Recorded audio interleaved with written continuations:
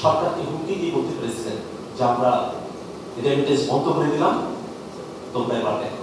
এবং আপনাদের কাছে প্রত্যাশা, বাংলাদেশের মানুষ নতুন বাংলাদেশ পছন্দ করে, সেই বাংলাদেশ বিনির্মাণে আপনারা নতুন নেতৃত্ব খুঁজে দিতে আপনারা অগ্রণী ভূমিকা পালন করবেন। যুক্তরাষ্ট্রের মাটিতে বাংলাদেশি প্রবাসীদের এই মিলন মেলায় আপনারা যারা উপস্থিত হয়েছেন তাদের সকলকে সালাম এবং শুভেচ্ছা। বাংলাদেশ একটা অভূতপূর্ব অভ্যুত্থান দেখেছে।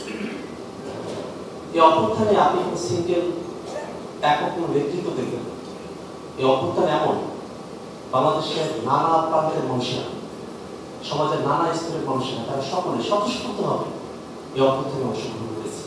যখন বাংলাদেশে এই অভ্যুত্থানকে থামিয়ে দেওয়ার জন্য নীতি নকশা করা হতো, যখন নেটওয়ার্ক বন্ধ করে দিয়ে ইন্টারনেট থেকে আমাদেরকে বিচ্ছিন্ন করে দেওয়া হয়, ঠিক সেই সময়টাতে এই অভ্যুত্থানকে গোটা বিশ্বের মানুষের কাছে জ্যান্ত করে রেখেছিলেন যারা আপনারা সেই মানুষেরা। সেই সময় আপনাদের জায়গা থেকে এই যুক্তরাষ্ট্রের মাটিতে আপনারা প্ল্যাকার্ড নিয়ে দাঁড়িয়েছেন, আপনারা স্লোগান দিয়েছেন এবং সরকারকে হুমকি দিয়ে বলতে পেরেছিলেন যে আমরা রেমিটেন্স বন্ধ করে দিলাম, তোমরা এবার দেখো। আশা করি এই অভ্যুত্থানের মধ্য দিয়ে আমাদের প্রবাসী ভাইদের জন্য আমরা খুব বেশি কিছু করতে পারি না, কিন্তু আমরা এনসিপির তরফ থেকে প্রবাসীদের ভোটাধিকারের জন্য জোরালো পদক্ষেপ নিয়েছি।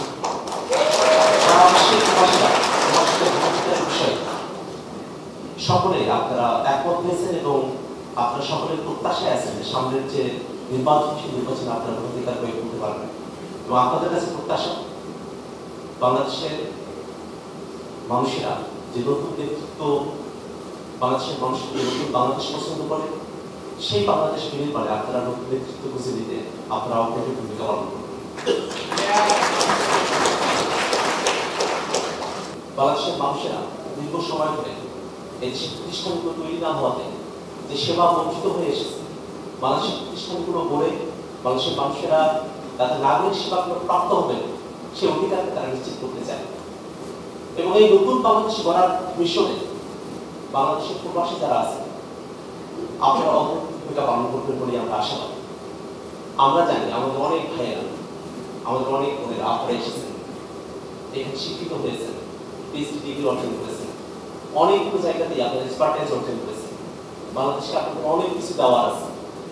আমরা প্রত্যাশা করি আমাদের প্রবাসীরা এবং আমাদের বাংলাদেশের অবস্থানরত ভাইয়েরা, বোনেরা, আমরা সকলে মিলে নতুন যে বাংলাদেশ, সমৃদ্ধির বাংলাদেশ আমরা নির্মাণ করতে পারবো। আল্লাহ আমাদেরকে কবুল করুন। আসসালামু আলাইকুম।